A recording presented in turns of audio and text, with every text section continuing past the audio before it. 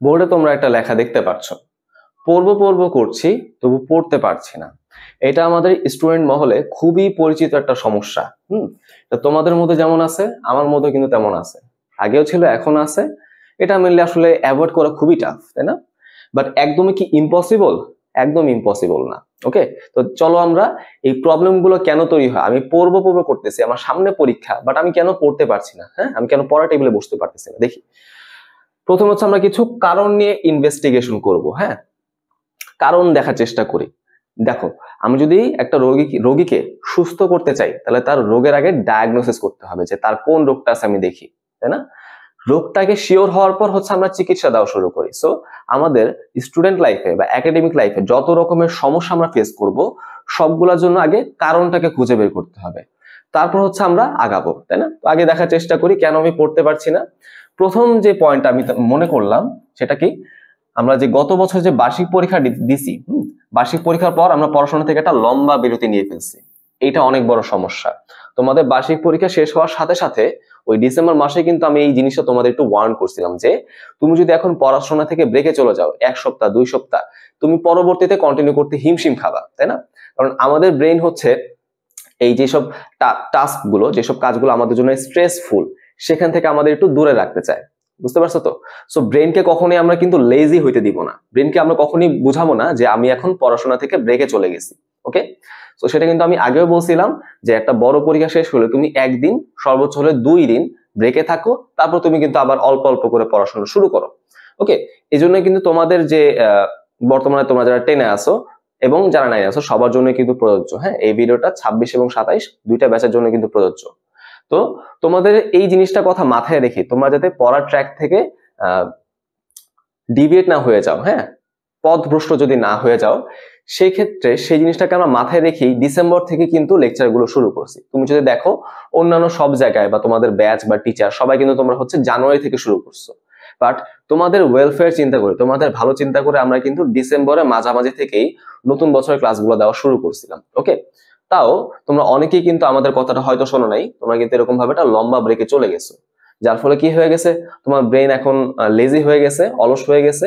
এখন সে তোমাকে আর বলতেছে না যে পড়াশোনা করতে বসো, হ্যাঁ শুরু করো শুরু করো। হ্যাঁ, তোমরা কিন্তু অনেকে বই পাও নাই, তোমাদের এখন কি মনে হচ্ছে, তোমাদের ব্রেন তোমাকে কি বলছে যে বই পাইলে পড়তে বসিও। হ্যাঁ, বই পাও আগে, বই না পাইলে কিসের পড়াশোনা।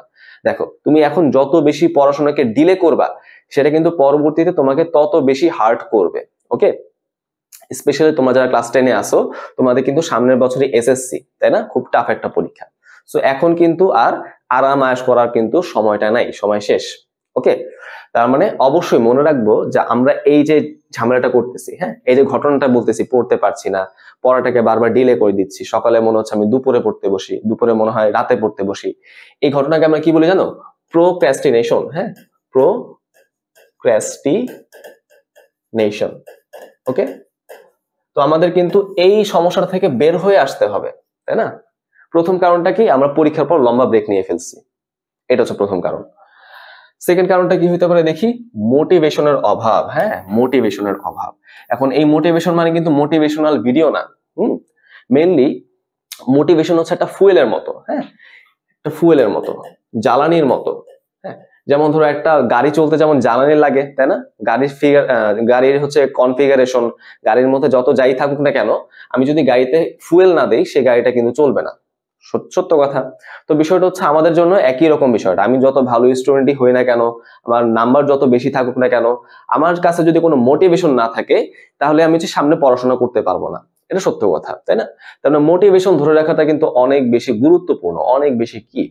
এখন তোমার মোটিভেশন কিরকম কি হইতে পারে, তাই না? তোমার মোটিভেশনটা কি হইতে পারে, যেমন তোমাদের যারা বড় ভাইয়া আপু আছে ইন্টারমিডিয়েটে যারা পড়ে, ওদের মোটিভেশনটা কি, আমাকে বুয়েটে যাইতে হবে, আমাকে ঢাকা মেডিকেলে যাইতে হবে, আমাকে ঢাকা ভার্সিটিতে পড়তে হবে, তাই না? এটা কিন্তু তাদের জন্য মোটিভেশন। সো আমি যদি ঢাকা মেডিকেলে যাইতে চাই, আমাকে কিন্তু সারা বাংলাদেশের 1.5 লাখ পোলাপানের সাথে কম্পিট করে টপ 250-তে আসতে হবে। এই কাজটা কি এত সহজ? এত সহজ কিন্তু না।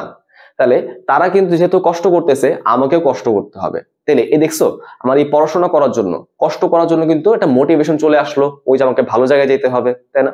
এখন তোমাদের জন্য আমি যদি কথাটাকে রেলিভেন্ট রাখতে চাই, তাহলে বলতে পারি তোমরা অনেকে কিন্তু এখন নটর ডেম কলেজে পড়ার স্বপ্ন দেখো, অনেকে কিন্তু হলি ক্রস কলেজে পড়ার স্বপ্ন দেখো, তাই না? সো তুমি যদি মনে রাখো যে নটরডেম কলেজে পড়া কিন্তু এত চারটিখানি কথা না, তোমাকে ভর্তি পরীক্ষা দিয়ে টিকতে হবে। হলি ক্রসের জন্য কিন্তু কথাটা সেম, ভর্তি পরীক্ষা আছে। তাহলে এত সহজে কি তুমি এরকম ভাবে হেলে দুলে পড়লাম, একদিন পড়লাম আরেকদিন পড়লাম না, এভাবে করে পড়লে কি এরকম বাঘা বাঘা কলেজে তোমরা যাইতে পারবা? না, রাইট? তুমি মনে রাখো, তুমি যদি একজন ডেমিয়ান হইতে চাও অথবা ক্রসিয়ান হইতে চাও, তাহলে তোমাকে কিন্তু অবশ্যই রেগুলারলি পড়াশোনা করতে হবে। এইটাই হবে আমাদের মোটিভেশন। ওকে, তাহলে আমি তোমাকে একটা পথ দেখাই দিলাম।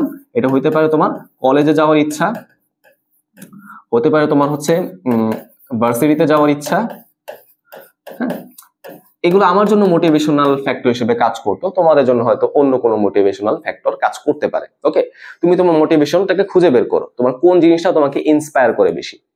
তোমার ইন্সপিরেশন আসলে কি? তোমাকে কোন জিনিসটা বেশি ইন্সপায়ার করে, তুমি সেটাকে খুঁজে বের করো। ওকে, পরেরটা দেখি, প্রেসারের অভাব। হ্যাঁ, এখন দেখো, প্রেসার শব্দটা শুনলে আমাদের প্রেসার লাগে, প্রেসার শুনলে প্রেসার লাগে, এরকম বিষয়টা। এখন খেয়াল করে দেখো, প্রেসার জিনিসটা কিরকম ভাই? প্রেসার তো খারাপ জিনিস, তাই না? আমি এখন প্রেসার অভাবে আমি কিভাবে পড়াশোনা করতেছি না? প্রেসার থাকলে তো পড়াশোনা কম হওয়ার কথা, তাই না? বিষয়টা এরকম। খেয়াল করে দেখো, এই প্রেসারের অপর নাম কি জানো? এক্সাম, তাই না? তোমরা কিন্তু অনেকেই, গত বছরের কথা বলছি, অনেকে কিন্তু জানুয়ারি থেকে সেপ্টেম্বর পর্যন্ত পড়াশোনা করো নাই। বাট যখনই আমাদের হচ্ছে সরকার বদল হয়ে গেল, বলা হলো যে নভেম্বর বা ডিসেম্বরের দিকে তোমাদের বার্ষিক পরীক্ষা হবে, তখন থেকে তোমরা কিন্তু পড়াশোনা শুরু করছো। এটা আমি একদম শিওর, জানুয়ারি থেকে সেপ্টেম্বর তোমরা অনেকেই পড়াশোনা করো নাই, কিন্তু সেপ্টেম্বর থেকে তোমরা পড়াশোনা শুরু করলা। কেন? কারণ এই যে এক্সামের ভয়, এক্সামের একটা চাপ তোমাদের মধ্যে চলে আসছে। তো যখনই আমি তোমাদেরকে চাপ দিলাম, প্রেসার দিলাম, তখন তুমি হচ্ছে পড়তে বসছো। তাহলে মনে রাখো, যখনই আমাদের সামনে কোনো এক্সাম থাকে, হ্যাঁ, বা কোনো টেস্ট থাকে, সেই জিনিসটা আমাদের উপর একটা প্রেসারের ফ্যাক্টর হিসেবে কাজ করে, প্রেসার হিসেবে কাজ করে। তো যত বেশি প্রেসার থাকবে, আমরা পড়াশোনায় তত বেশি মনোযোগী হবে, তত বেশি আমরা যুক্ত হয়ে থাকবো, লেগে থাকবো। ওকে, যেহেতু আমরা জানুয়ারির দিকে, শুরুর দিকে তো এত বেশি এক্সাম থাকে না, তোমরা হাফ ইয়ারলি ক্লাস 9 এর জন্য হাফ ইয়ারলি কিন্তু ওই হচ্ছে জুনের দিকে, তাই না?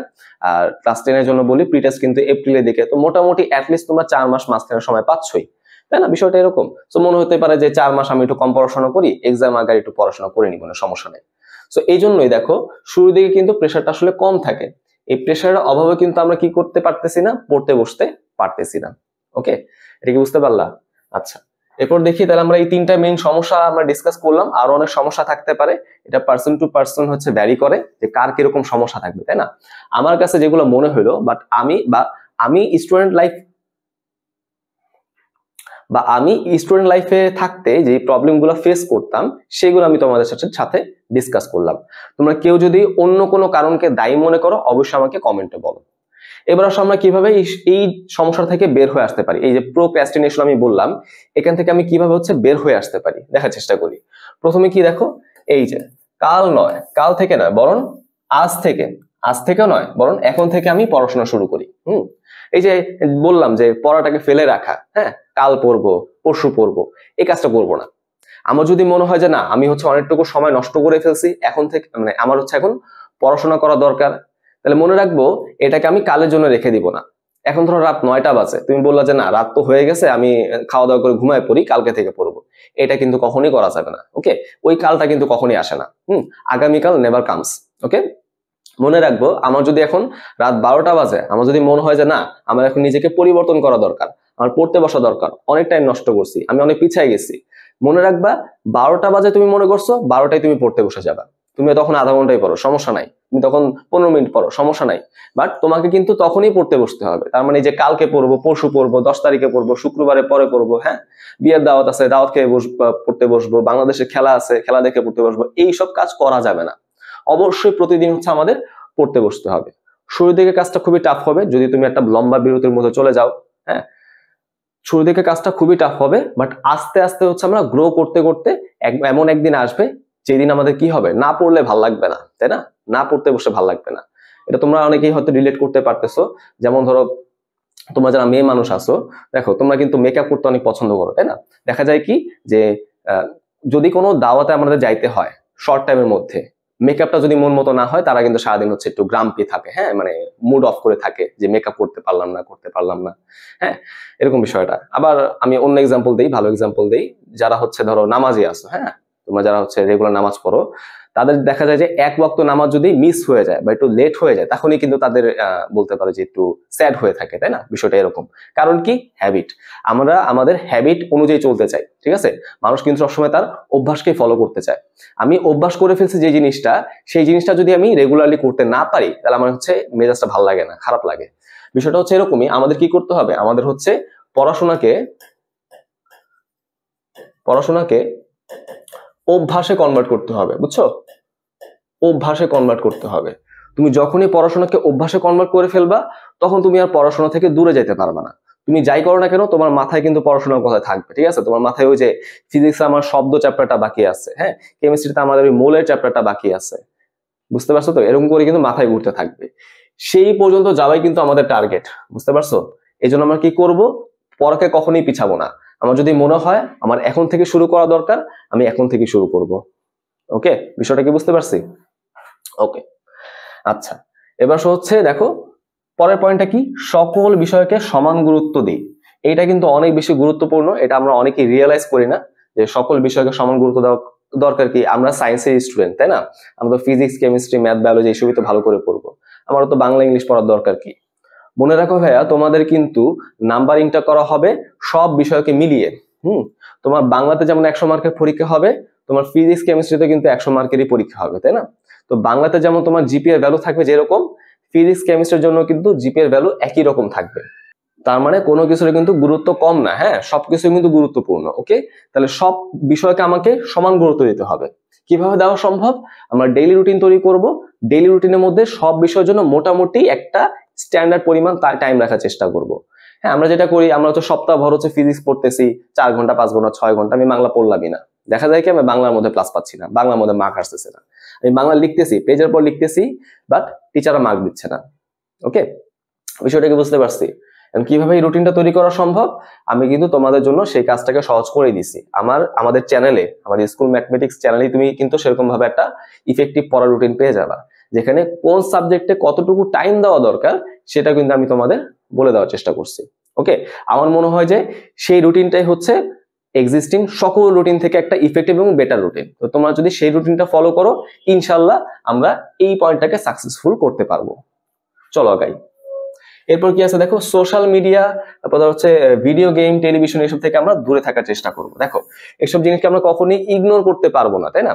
এখন তো আমাদের সবার হাতে হচ্ছে স্মার্টফোন চলে আসছে, তাই না? যেমন আমাদের সময় কিন্তু এত স্মার্টফোনের চল ছিল না। যখন আমরা হচ্ছে 17 সাল 18 সালের দিকে ছিলাম, আমরা কিন্তু মোবাইল ব্যবহার করতাম না। আমি যখন ইন্টারমিডিয়েটে আসছি, তখন একটা বাটন ফোন ব্যবহার করতাম কল টল করার জন্য। হ্যাঁ, মেনলি মেডিকেল আসার পর হচ্ছে স্মার্টফোনটা আমি কিনছি। তো বিষয়টা কি, দেখো এখন তো সিনারি অনেক চেঞ্জ হয়ে গেছে, ওটা তো আরো 3-4 বছর আগের কথা।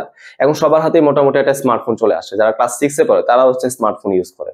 ওকে, সমস্যা নাই। মনে রাখবো যে মোবাইলটা সবসময় আমাদের কি করবে, অ্যাট্রাক্ট করার চেষ্টা করবে, ঠিক আছে? মোবাইলের মধ্যে যত অপ্রয়োজনীয় জিনিস আছে, তাই না, তোমরা কি করো, তোমরা হচ্ছে ইউটিউবে যে সিরিজের পর সিরিজ দেখতেই থাকো, হ্যাঁ, স্কুইড গেম দেখো, কি যে মানি হাইস্ট দেখো, তাই না? সিরিজের পর সিরিজ দেখতে আছে। আরে ভাই, তোর কি আর কোনো কাম কাজ নেই? হ্যাঁ, তারপর কি, এই যে ভিডিও গেম, হ্যাঁ, তোমরা এখন কি খেলো, যে পাবজি খেলো, ছেলেদের বলতেছে আর কি, পাবজি খেলো, ভ্যালোরেন্ট খেলো, নাকি ফ্রি ফায়ার খেলো। হ্যাঁ, আসলে ভাই, গেমটা তো তোমার হচ্ছে ফ্রি টাইমে খেলার জিনিস, তাই না? এটা তো তোমার প্রফেশন না। তুমি এই যে দিনের বেলা 6 ঘন্টা 7 ঘন্টা করে গেম খেলতেছো, কেন খেলতেছো, তাই না? কেন খেলতেছো? তোমার কি হইতে পারে, তোমার পড়তে পড়তে বিরক্ত লাগতেছে, বা ধরো কোনো একটা জায়গায় তোমার বোরিং লাগতেছে, তখন তুমি আধা ঘন্টা 40 মিনিটের জন্য গেমটা খেলতে পারো। সারাদিন এটা পিছিয়ে লেগে থাকে, আসলে কারণটা কি বলতো? কি কারণ হইতে পারে? টেলিভিশন তো এখন দেখার খুব একটা চল নাই, বাট অনেকে কিন্তু দেখো। সো খেয়াল করে দেখো, এই জিনিসগুলো কিন্তু আমরা কখনোই অ্যাভয়েড করতে পারবো না। হ্যাঁ, এই জিনিসগুলো কখনোই আমরা এড়িয়ে চলতে পারবো না, বাট এই জিনিসগুলোকে আমরা কন্ট্রোল করে ফেলতে পারি নিশ্চয়ই, ঠিক আছে? তার মানে আমাদের প্রথম কথা হচ্ছে, আমরা অ্যাভয়েড যদি না করি সমস্যা নাই, বাট আমাদের কন্ট্রোল করতে হবে। হ্যাঁ, মোবাইলকে আমরা কন্ট্রোল করব, মোবাইল যাতে আমাকে কন্ট্রোল না করতে পারে, ঠিক আছে? এটা আমরা মাথায় রাখি। ওকে, ঠিক আছে। দরকার আমি এই বিষয়ে আরো ভিডিও দিব, যে এই যে বললাম সোশ্যাল মিডিয়া কিভাবে আমরা কন্ট্রোল করতে পারি। তোমরা হচ্ছে আমাদের যে মেসেঞ্জার গ্রুপটা আছে, সেখানে অনেকে বলা করতেছো যে স্ক্রিন টাইমে আমাদেরকে দেখাচ্ছ, কারো কারো ক্ষেত্রে দেখতেছি আমরা 10 ঘন্টা, 12 ঘন্টা, 16 ঘন্টাও দেখছি, তাই না? এত বেশি স্ক্রিন টাইম কেন তোমাদের? এগুলো নিয়ে কিন্তু আমরা ডিসকাস করবো, এগুলো নিয়ে কিন্তু আমরা তোমাদের হচ্ছে গ্রুম করার চেষ্টা করব, গাইড করার চেষ্টা করব। দেখো পড়ায় কিন্তু সবাই, তাই না? সব চ্যানেলে তোমরা কিন্তু পড়াশোনার কন্টেন্ট পাবা, বাট গাইডলাইন কিন্তু সব জায়গায় তুমি পাবা না, বুঝতে পারছো তো? তো আমাদের ইন্টেনশন কিন্তু তোমাদের পড়ানোর পাশাপাশি গাইড করা। Okay, effective and strong guideline makes a man perfect. Okay, একটা মানুষকে পারফেক্ট করার জন্য এরকম ইফেক্টিভ এবং স্ট্রং গাইডলাইন দরকার। চলো, আচ্ছা আমরা মনে হয় আজকে লাস্ট পয়েন্টটা দিব, সেটা কি পড়ার টেবিলে বসার অভ্যাস করি। তোমরা কিন্তু অনেকে টেবিলে বসে পড়ো না, অনেকে হচ্ছে বিছানায় শুয়ে শুয়ে পড়ো, বসে বসে পড়ো, হ্যাঁ? অনেকে কিন্তু ডাইনিং টেবিলে পড়াশোনা করো, হ্যাঁ, স্পেস শর্ট থাকার কারণে। মনে রাখবা, তোমার যতই কষ্ট হোক, যত যাই হোক না কেন, তোমাকে অবশ্যই একটা পড়ার টেবিল রাখতে হবে। কারণ পড়ার টেবিলে বসলেই আমার মনে হয় যে না আমি পড়তে বসছি। তুমি ডাইনিং টেবিলে বসলে কিন্তু তোমার মনে হবে না যে এখন আমি পড়তে বসছি, মনে হবে কি এখন আমি ডিনার করতে বসছি। দেখবা তুমি যখনই ডাইনিং টেবিলে বসবা, তোমার মনে হবে কি পড়ার আগে কিছু খেয়ে নেই, কিছু একটু পেটের মধ্যে ঢুকাই, তারপর আমি পড়তে বসি, রাইট? বিছানায় শুইলে আমার কি মনে হয় এখন একটু মোবাইলটা একটু চালায় নেই, হ্যাঁ, শীত পড়ছে একটু কম্বল গায়ে দিয়ে নিই, তারপর পড়তে বসি, তাই না? সো পড়ার টেবিল বাদে অন্য সব জায়গাগুলো কিন্তু খুব একটা ইফেক্টিভ না। তুমি চেষ্টা করবা ছোট বড় যেই সাইজে হোক না কেন একটা ছোট্ট একটা পড়া টেবিল রাখার জন্য। বুঝছো? পড়া টেবিলটা আমি মনে করি যে খুবই ম্যান্ডেটরি। এটা নিয়ে আমিও সাফার করছিলাম, যে আমি তো একটা ছোট বাসায় থাকতাম যখন আমি ছোট ছিলাম, তো সেখানে কিন্তু পড়া টেবিল বসানোর মতো কোনো জায়গা ছিল না। তো আমাকে কি করতে হইতো, বিছানায় বসে পড়তে হইতো। সেটা আমি ফিল করতাম যে আমার যদি একটা পড়া টেবিল থাকতো তাহলে আমি আরো মনোযোগ দিয়ে পড়তে পারতাম। হ্যাঁ, এটা হচ্ছে বিষয়টা। ওকে, এখন অনেকের বাসায় কিন্তু পড়া টেবিল আছে, ভালো কথা, বাট আমরা তাও কিন্তু পড়তে পারতেছি না। কেন? কারণ আমি পড়া টেবিলে বসার অভ্যাসটা করতে পারতেছি না। আমি বসতেছি, আধা ঘন্টা পর আমার মন লাগতেছে না, হ্যাঁ 20 মিনিট পর হচ্ছে আমার পিঠ ব্যথা করতেছে। আরে ভাই 20 মিনিটে কেন পিঠ ব্যথা শুরু হয়? হ্যাঁ, সো মেইনলি কেন হচ্ছে এরকম জিনিসটা, কারণ আমাদের টেবিলে বসার কিন্তু কোনো অভ্যাস তৈরি হয় নাই। টেবিল বসলে আমাদের স্ট্রেস লাগে, কষ্ট লাগে যে আরে কতক্ষণে উঠবো, তাই না? তো টেবিলে বসার অভ্যাস কিন্তু আমাদের করতে হবে। তো মনে রাখতে হবে, যদি আমাদের বসার অভ্যাসটা থাকে তাহলে তো বেটার, খুব ভালো। যদি অভ্যাসটা না থাকে তখন আমরা কি করব, আমি দরকার হয় এটা তোমাদের সেপারেট একটা ভিডিওতেও বলবো, এখন শর্টে বলে ফেলি। যদি অভ্যাসটা না থাকে প্রথমে আমাদেরকে অভ্যাসটা করতে হবে। আমি কি করব, আমি যে মোবাইল ব্রাউজিং করতেছি বা টাইপিং করতেছি বা যাই করতেছি না কেন, ভাত খাচ্ছি, এই সবগুলো কাজ আমি চেষ্টা করব পড়া টেবিলে করার জন্য। ঠিক আছে? তাহলে আমাদের কি হবে, পড়া টেবিলে বসাটা বিরক্তিকর মনে হবে না, পড়া টেবিলে বসাটাই আমার কাছে নর্মাল মনে হবে। ওকে, তো যতক্ষণ আমি পড়া টেবিলে বসে থাকবো, আমার সামনে কিন্তু আমার বইগুলো থাকবে, আমার কখনো না কখনো মনেই হবে যে এতক্ষণ বসে আছে আমি একটা বই পড়ে নিই, একটু দেখে নিই কি কি আছে। বুঝতে পারছো?